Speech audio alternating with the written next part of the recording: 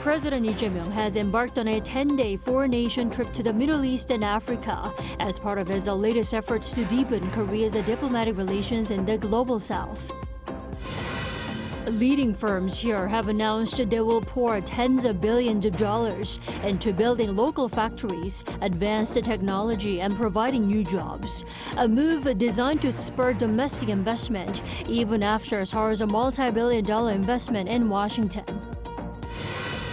South Korea's defense ministry proposed military talks with North Korea on Monday to discuss how to clarify the military demarcation line in a bid to prevent possible clashes near the inter-Korean border. The first stop of the South Korean president's 10-day four-nation trip is the UAE, where Seoul and Abu Dhabi will seek to solidify the two sides' collaboration from defense and nuclear power to AI. Our presidential office correspondent Song Yoo-jin leads us tonight. President Lee Jae Myung begins his four-nation trip in the United Arab Emirates, South Korea's only special strategic partner in the Middle East. Through this visit, President Lee's first to the Middle East since taking office. We plan to expand cooperation beyond the four key areas of investment: defense, nuclear power, and energy, into advanced technology, healthcare, and culture. After arriving in Abu Dhabi on Monday afternoon, the president will visit the National Memorial and the Sheikh Zayed Grand Mosque, where the country's founding president is laid to rest. He will end day one with a meeting with members of the local Korean community. On Tuesday, he will hold a summit with UAE President Sheikh Mohammed bin Zayed Al Nahyan, followed by an MOU signing ceremony and lunch. The MOUs will cover areas including artificial intelligence, business cooperation, and defense. Eyes are on the scale of the defense deal between the two countries. Presidential Chief of Staff Kang Won-sik, currently visiting the Middle East as a special envoy for strategic economic cooperation, wrote on social media on Sunday that he delivered President Lee's personal letter to the UAE president, expressing Seoul's hope of elevating bilateral cooperation to a new level. Kang added that the president's visit aims to secure, quote, tangible results in AI, defense, energy, and logistics. On Wednesday, he will attend the South Korea-UAE Business Roundtable and meet Korean special forces stationed in the country. The president's next stop is Egypt, where he will hold talks with President Abdel Fattah el-Sisi and deliver a lecture at Cairo University on the administration's Middle East strategy.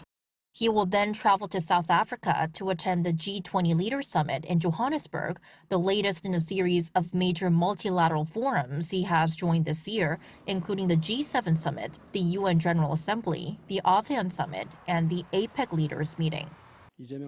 President Lee will underscore South Korea's commitment to solidarity and cooperation, not only with South Africa, but with Africa as a whole, and express our willingness to contribute to the continent's development. President Lee's final stop will be a state visit to Turkey. There, he will meet President Recep Tayyip Erdogan to strengthen the strategic partnership in defense, nuclear energy, and cutting-edge industries. South Korea's presidential jet will return home next Wednesday. Song Yoo-jin, Arirang News. As South Korea's biggest corporate players prepare to invest billions into the U.S., a crucial part of concluding bilateral tariff negotiations, those companies have unveiled a multi-billion-dollar plans to create new factories and jobs here at home. Our Oh Soo-young has this report. South Korea's largest conglomerates are pledging tens of billions of dollars for domestic factories, advanced technology and new jobs, as concerns rise that expanding U.S. operations could draw capital away from home.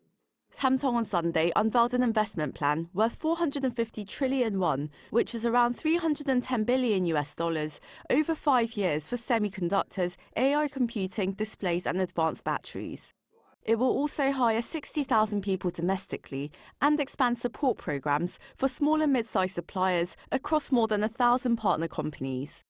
Hyundai Motor Group announced its largest ever domestic plan, committing 125.2 trillion won, or around $86.5 billion, through 2030. This includes roughly $17.2 billion a year for AI, robotics, EVs and hydrogen systems. The group will increase hiring to 10,000 recruits next year.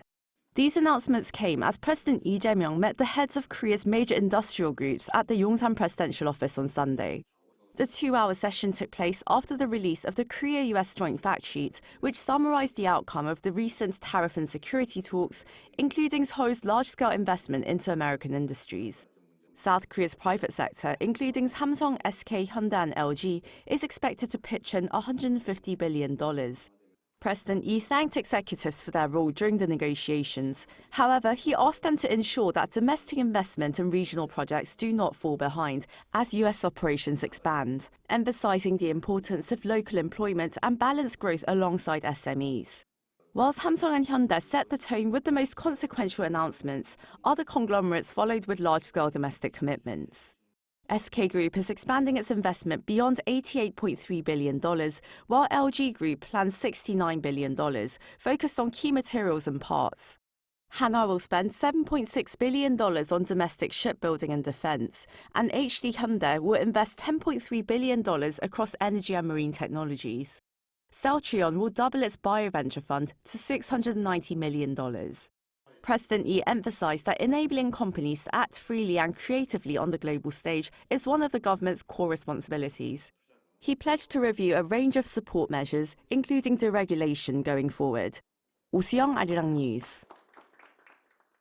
U.S. Treasury Secretary Scott Bessent has said that a rare earths deal between the U.S. and China will probably be agreed to by November. Bessent added that next year will be a great year for working Americans and the markets under President Donald Trump's signature plan. Cha Eun-kyung reports. Almost a month after the meeting between U.S. President Donald Trump and Chinese President Xi Jinping in South Korea, the Wall Street Journal reported that Chinese officials are likely to restrict access to rare earths for U.S. companies with ties to the American military. However, U.S. Treasury Secretary Scott Bessent disputed the report, saying that it was not accurate and irresponsible. Bessent said a rare earths deal between the U.S. and China will hopefully be done by November, during the remarks airing on Sunday. I think that Wall Street Journal reporting is not very accurate. We haven't even finished the agreement, which we hope to have done by Thanksgiving, that China will honor their agreement. Bessent added that he has lots of levers if China does not honor the agreement. His comments follow a framework agreement announced last month in which Washington agreed not to impose 100% tariffs on Chinese imports. Bessent said that the U.S. will see a substantial acceleration in the economy in the second quarters next year. Also, tariff rebate checks are planned to be issued to most Americans, which would require Congress approval. We're bending that curve down. And the increase in real incomes, I think Americans are going to feel it in the first quarter, second quarter.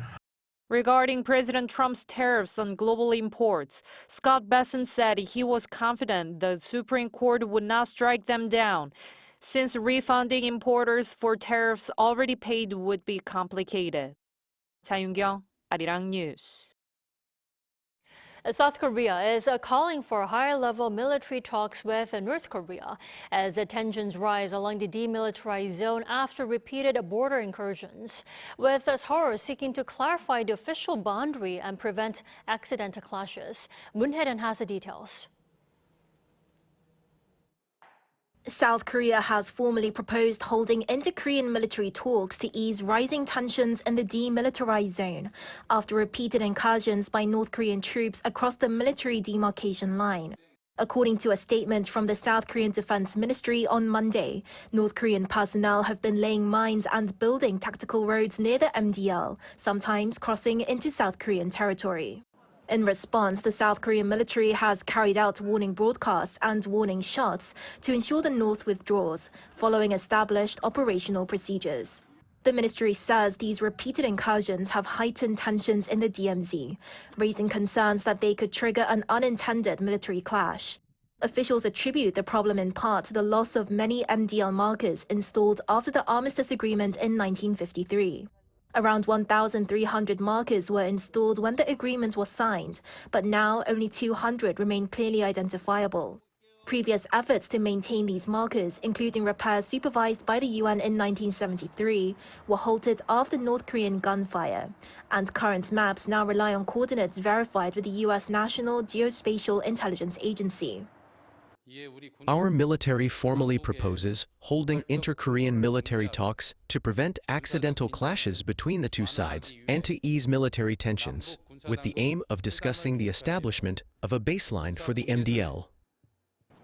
The presidential office also confirmed this statement, saying that many MDL markers have been lost and a proposal for talks has been made. Experts say this proposal underscores the urgent need to ease DMZ tensions and is a part of a broader effort to normalize military coordination and reduce miscalculation risks, as the first official dialogue offered by the Lee Jae Myung administration. The talks would be coordinated through the Joint Security Area in Panmunjom, though a specific schedule and venues are yet to be agreed. Since 2000, inter-Korean military talks have included 2 defense minister-level meetings, 10 general-level meetings and 40 working-level meetings. But no high-level meetings have been held for more than 7 years since the 10th general-level meeting in October 2018. Officials emphasize that the absence of recent high-level discussions has left the MDL more vulnerable to misinterpretation. South Korea is calling for a swift response, saying the talks would help reduce tensions across the peninsula and improve mutual understanding of the border. Moon Hae-ryun, Arirang News. Also Monday, the U.S. top military commander here in South Korea has highlighted the crucial role that Seoul can play to ensure regional stability by simply shifting the perspective on the map. Our correspondent Kim Bo-kyung explains. Presenting an East-Up map, U.S. Forces Korea Commander General Xavier Bronson explained hidden strategic advantages of the Indo-Pacific and the critical role South Korea can play in the region, underlining the strategic triangle it can make with Japan and the Philippines. Pointing out how traditional maps with the standard north-up projection can obscure the region's strategic importance, the general said in an article on the USFK website that troops positioned inside the bubble perimeter can play a significant role in the event of a contingency. With the map shifted with east orientation toward the top, the map clearly shows the strategic value of what South Korea can do. The peninsula can impose cost on Russia, not allowing its fleet to come into waters east of Korea, while imposing cost on China in the waters off its west coast. More significantly, a strategic triangle can be seen connecting Korea, Japan, and the Philippines. Each mutual defense partner with the U.S. could be viewed as one of the 3 verticals of a triangle, making the collective potential easier to see. By country, he mentioned how the 3 countries are each equipped with unique capabilities: Korea's central depth, Japan's technological advantage and maritime reach, and the Philippines' access to key southern sea lanes. In a separate note to reporters, the general added that this strategic triangle is not about forming a new alliance, but rather about recognizing geographic relationships that already exist and finding practical ways to coordinate. General Bronson's such views come at a time when the role and scale of the 28,500 USFK troops could be adjusted as the U.S. seeks to modernize the alliance. While highlighting the hidden geometry of alliance cooperation in the Indo-Pacific with the East-Up map, the USFK chief further recommended allies and partners to also incorporate these alternative perspectives to build a shared understanding of geographic relationships. Kim Bo-kyung, Arirang News.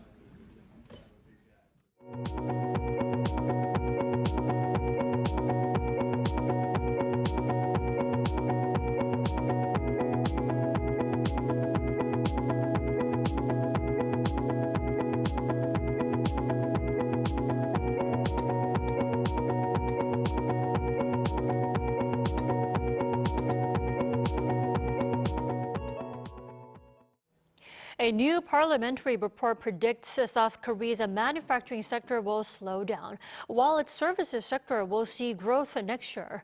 Our correspondent Kim Do-yeon has the details.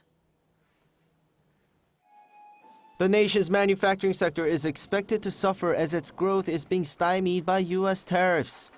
According to a midterm economic outlook by the National Assembly Budget Office on Monday, real value-added growth for manufacturing is projected at 1.5% next year.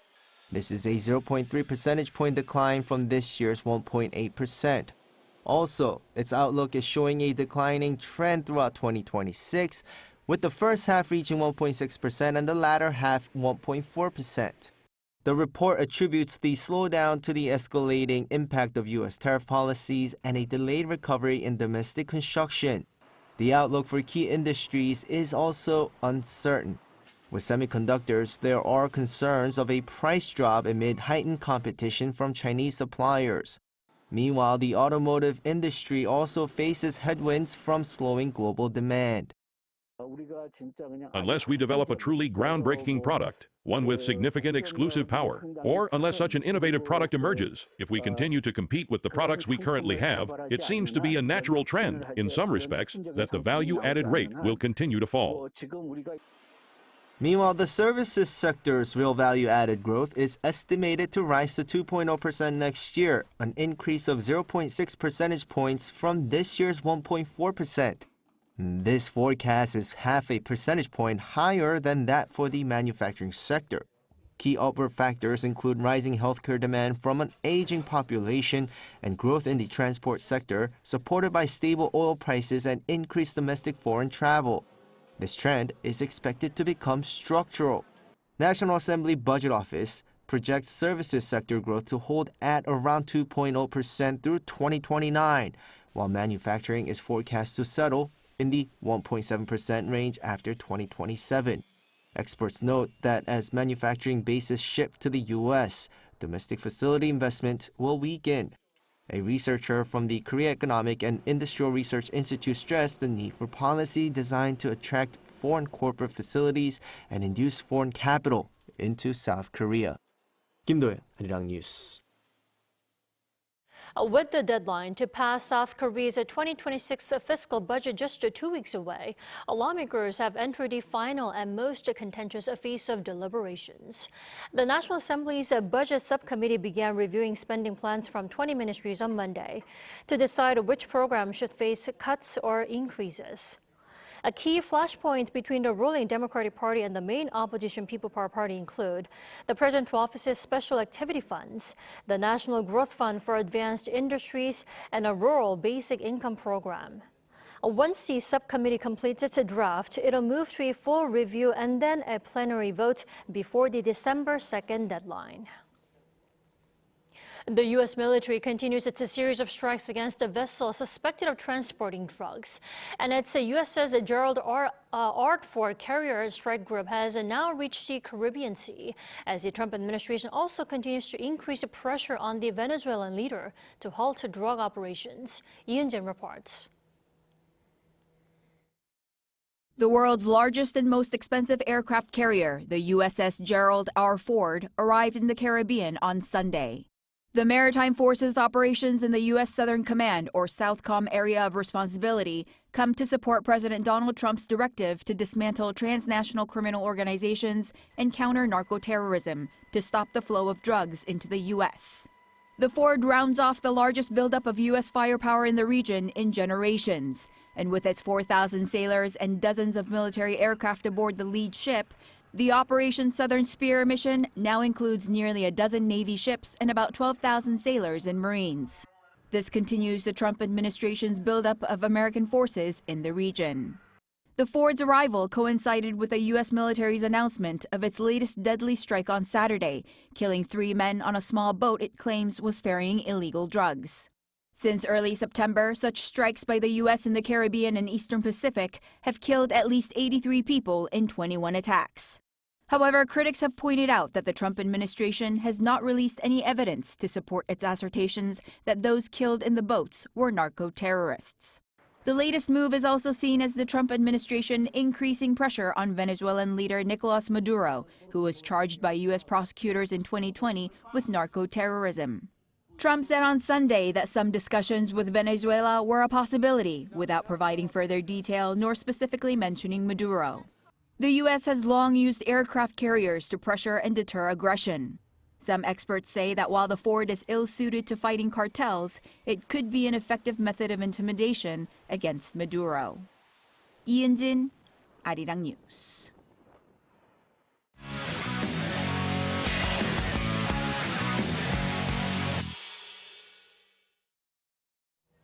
Time now to take a look at what's been happening in the world of sports. Joining us for that is our sports editor, Paul Neitz, here in this studio. Welcome back, Paul. Thank you. Hello. Why don't we start with baseball? After the two-game win over the Czech Republic, South Korean team was able to salvage a tie against Japan, right? That's right, yes. They were in Tokyo for a two-game friendly series with Japan.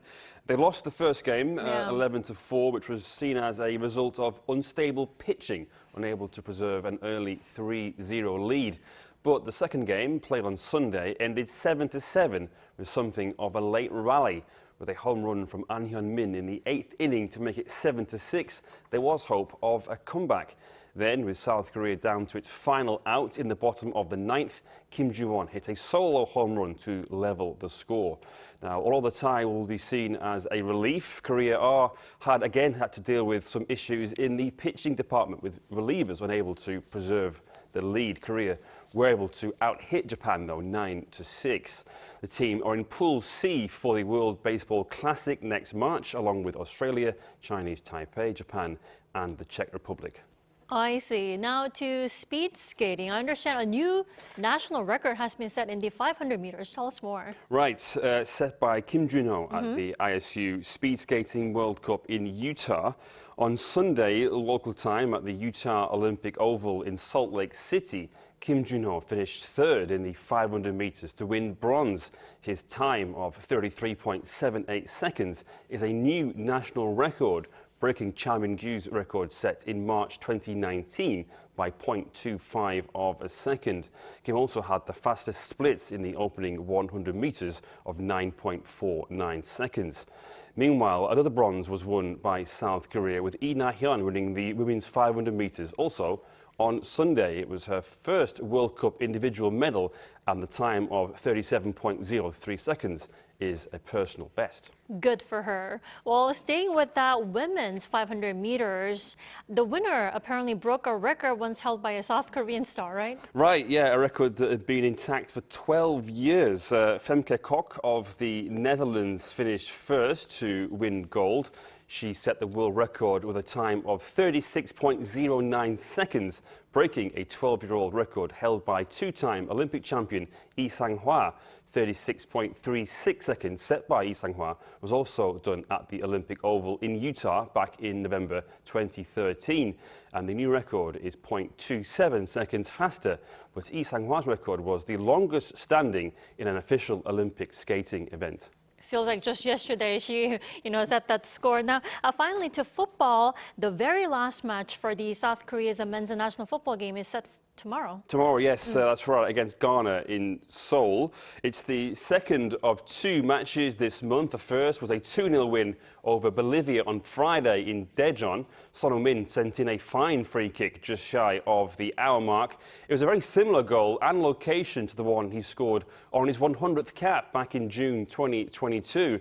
But then, making it 2-0, Cho Gu-song came off the bench to bundle the ball home late on. It was his first appearance since March 2024 and first goal since January that year. He'd been out injured for nearly 2 years. The match was also Lee Jae-sung's 100th for South Korea. Fingers crossed for Team Korea tomorrow. Thanks for that, Paul. Thank you.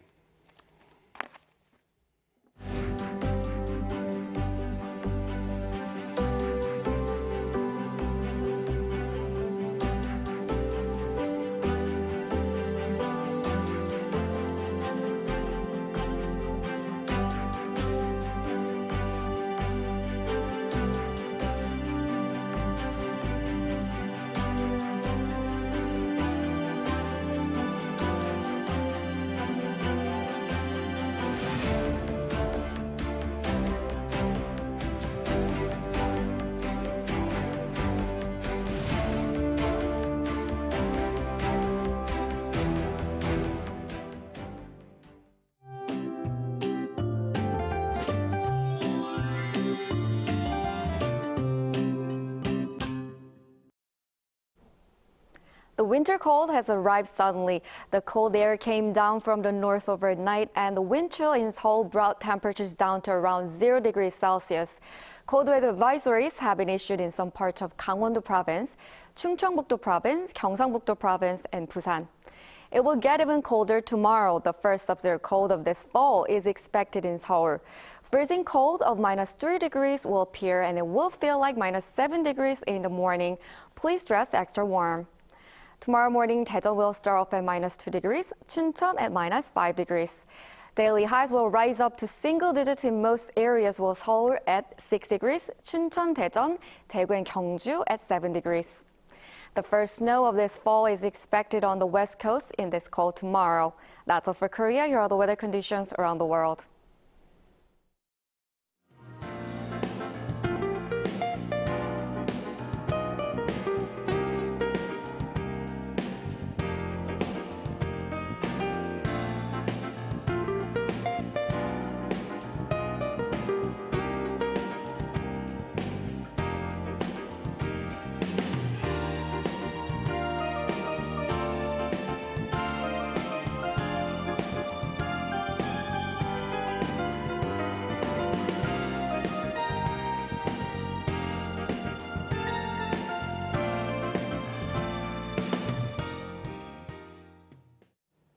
That is all we have for tonight. I'm Kim Dami. From all of us here at Arirang, thanks for watching and good night.